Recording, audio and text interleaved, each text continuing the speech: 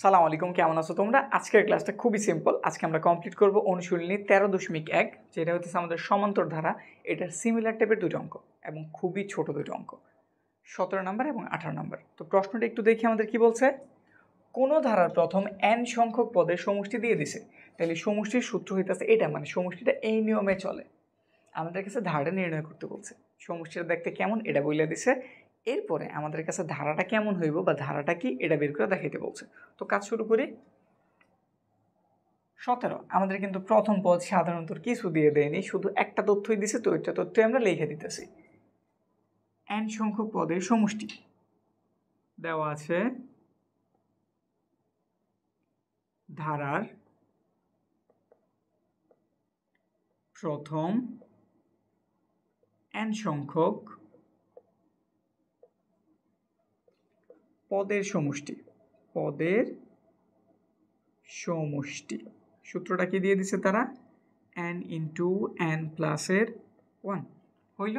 আমি যেহেতু ধারা বের করতে চাইতেছি, এটা হচ্ছে আমাদের সমষ্টি নাকি সমষ্টির সূত্র, তাহলে আমি প্রথমে আগে একটা পদের সমষ্টি বের করি, তারপর দুটা পদের বের করি, তারপর তিনটা পদের বের করি, এভাবে আমার কাজ শুরু করলাম। তো লিখতেছি সুতরাং ধারার একটি পদের সমষ্টি। n এর পরিবর্তে তাহলে কত বসবো? 1। n এর পরিবর্তে 1 প্লাসের 1 লিখলাম। এখন কথা হইতেছে সমষ্টির সাধারণত আমরা কি ধারা প্রকাশ করি? s ধারা। এইখানে আমাদের ছিল n সংখ্যক পদের সমষ্টি, তাহলে এখানে একটু কথা লেখা উচিত, s n সমান এই জিনিসটা। আর এখানটাতে আমরা কয়টা পদ্ধতি বের করতেছি? একটা, তো এই জন্য আমরা লিখে দিলাম s1। বুঝছি? সূত্র যা ছিল তাই, শুধু আমরা সমষ্টির s n ধারা লিখি, এই জন্য এটা লিখছি। এটা 1 নাম্বার, এই জন্য 1 দিছি। তো এটার মানটা একটু বের করো, খুবই সিম্পল। 1 যোগ করছো 2 হয়েছে, 1 এর সাথে 2 এর কি করছো? গুণ করছো, ওই 2ই হয়েছে। তারপরে আরও বের করি ধারাটির দুইটি পদের সমষ্টি। এটা ছিল s2, n এর পরিবর্তে 2, n এর পরিবর্তে 2 প্লাসের একটা 1, 2 আর 1 যোগ করা হইল 3 হইল, কত পাওয়া গেছে? 6। আরও করি ধারাটির তিনটি সংখ্যার সমষ্টি বা পদের সমষ্টি s3, n এর জায়গাতে 3 বসাও, n এর জায়গায় 3 বসাও, প্লাসের একটা 1 দাও। 3 লিখলা, 3 আর 1 যোগ করলে কত হইল? 4, 3 4 কত হইল তাইলে? 12। বুঝছি না? এখন আমরা তো সমষ্টি বের করলাম, ঠিক আছে, কিন্তু আমাদের কাছে কি জানতে চাওয়া হয়েছিল? আমাদের কাছে ধারাটা নির্ণয় করতে বলছে। কি নির্ণয় করতে বলছে? ধারা। আচ্ছা, আমি যদি তোমারে বলি আমাদের একটা পদ এর অর্থ কি? একটা পদ এর অর্থ কি? আমি একটা ধারা নিছি, এই ধারাটার আমি একটা পদ যোগ করতেছি। একটা পদ মানে তো সে একাই, মানে সে আমার কোন পদ? প্রথম পদ। সে আমার কি পদ? প্রথম পদ। বুঝছি?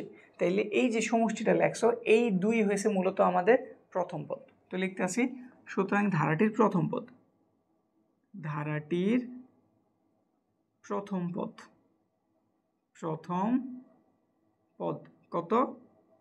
এই যে 2। কারণ কি? তাহলে দিয়ে আমরা কাজ শুরু করছি, এখানে আর কোনো পদ নাই। যদি এখানে বেশি পদ থাকতো, বাকি পদগুলোর বিয়োগ দিয়ে আমি একটা মান বের করতে পারতাম, কিন্তু আমাদের এখানে আসেই মাত্র প্রথম পদ বা একটা পদ।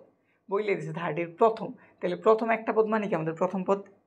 আর এটা হচ্ছে ধারার প্রথম 2টা পদ। প্রথম কয়টা পদের যোগফল? এটা 2টা পদের। তো এবার দ্বিতীয়টা বের করি, ধারাটির দ্বিতীয় পদ, দ্বিতীয় পদ।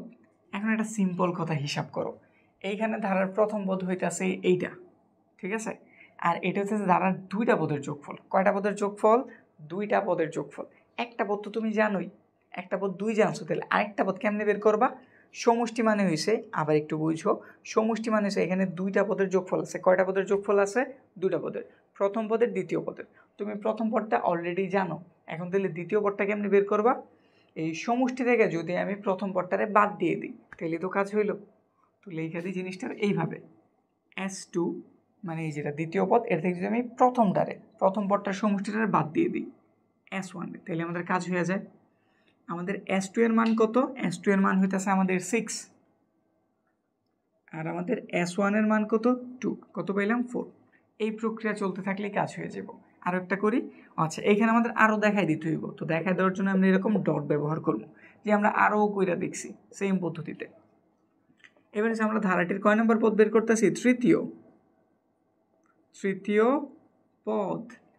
একটু যদি বলি, এইখানে আমার ধারার প্রথম কয়টা পদের যোগফল আছে? 3টা পদের যোগফল। এখন তুমি 3টা পদের যোগফল থেকে যদি আগের 2টা পদের বিয়োগ করে দাও, তাহলে কি 3 নম্বর পদটা পেবা না? এইখানে কয়টা পদের যোগফল আছে? প্রথম 3টা পদের যোগফল আছে, মানে 3টা পদ যোগ কইরা আমি কত পেয়েছি? 12। এখন যদি 3 নম্বর পদটা কত আমি জানতে চাই, আগের 2টা পদ বিয়োগ করে দিলেই হয়ে যাব। আর আগের 2টা পদ কে ছিল? এই যে 6, বুঝছি? তাইলে যদি আমি সমষ্টি নেই, 3 নাম্বার সমষ্টি থেকে 2 নাম্বার সমষ্টিতে বিয়োগ করলে 3 নাম্বার পদ পাওয়া যায়। আবার বলতাছি, 3 নাম্বার পদ যদি আমি বের করছি, 3 নাম্বার পদ থেকে 2 নাম্বার সমষ্টিতে, মানে 3 নাম্বার যে সমষ্টিটা আছে বা 3টা পদের যে সমষ্টি আছে, এটা থেকে যদি আমি প্রথম 2টা পদের সমষ্টিতে বাদ দিয়ে তাহলে 3 নাম্বার পদ পাওয়া যায়। এইভাবে যেই কোনো পদ বের করা যায় যদি তোমার হাতে সমষ্টি থাকে।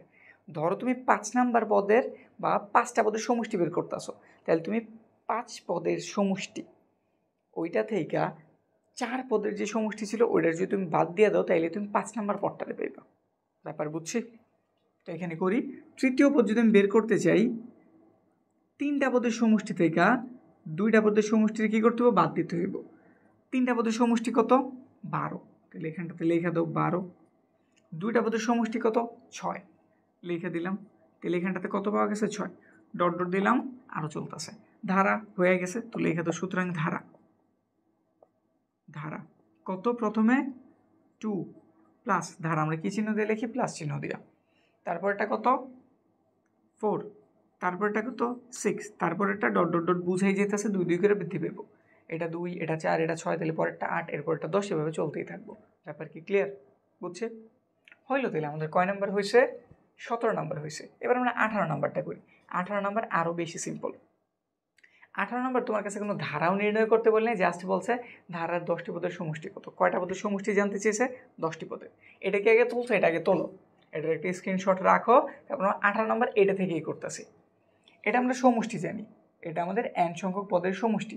এবার আমাদের 10টা পদের সমষ্টি জানতে চেয়েছে, তাহলে তুমি সেমভাবে, এটা ধরো এখন 18 হয়ে গেল, তুমি সেমভাবে কী করবা জানো? ধারাটির প্রথম n সংখ্যক পদের সমষ্টিটা তুলবা। সমষ্টিও সেম দিয়েছে, তুলছি। এবার কয়টা পদ জানতেছে? প্রথম 10টি, তাহলে এখানে তুমি লিখে দিবা 10টি। এনের জায়গায় কত বসাই দিবা তুমি? এনের জায়গায় বসাই দিবা তুমি 10, তাহলে একটু বসাও। এনের জায়গাতে 10, এনের জায়গাতে 10 প্লাসের একটা 1, কত হইল? একটু হিসাব করি তো, এইখানে হইব 11। যদি আমরা গুণ করি তাহলে আমাদের রেজাল্ট কত পাওয়া গেল? 110। এই যেগুলো না, কিন্তু আমাদের অ্যান্সার কিন্তু এই যে এখানেই শেষ। বুঝছি? এই যে এইটুকু আমাদের 18 নম্বর। ক্লিয়ার? বুঝছি? সিম্পল ছিল না ক্লাসটা? তো এরপরে তোমরা কোন অধ্যায়ের, কোন বিষয়ের, কোন সমাধানগুলি চাও আমাদের কমেন্টে জানাও। আর যদি এই 13 অধ্যায়ের পুরো প্লে লিস্টটা দেখে নিতে চাও, একদম প্রথম থেকে শেষ পর্যন্ত, বেসিক থেকে একদম প্রো লেভেল পর্যন্ত, তা যারা ইউটিউবে দেখতেছো, জাস্ট কর্নারটাতে ক্লিক করো, তাইলে আমাদের পুরো প্লে লিস্ট পেয়ে যাবা। আর যারা অন্য কোনো প্ল্যাটফর্ম থেকে দেখতেছো, একটু ইউটিউবে যাও, সার্চ করো প্রজন্ম কেয়ার, তাইলে আমাদের সব ক্লাসগুলি তোমরা পেয়ে যাবে। আজকের ক্লাস আমাদের এই পর্যন্তই।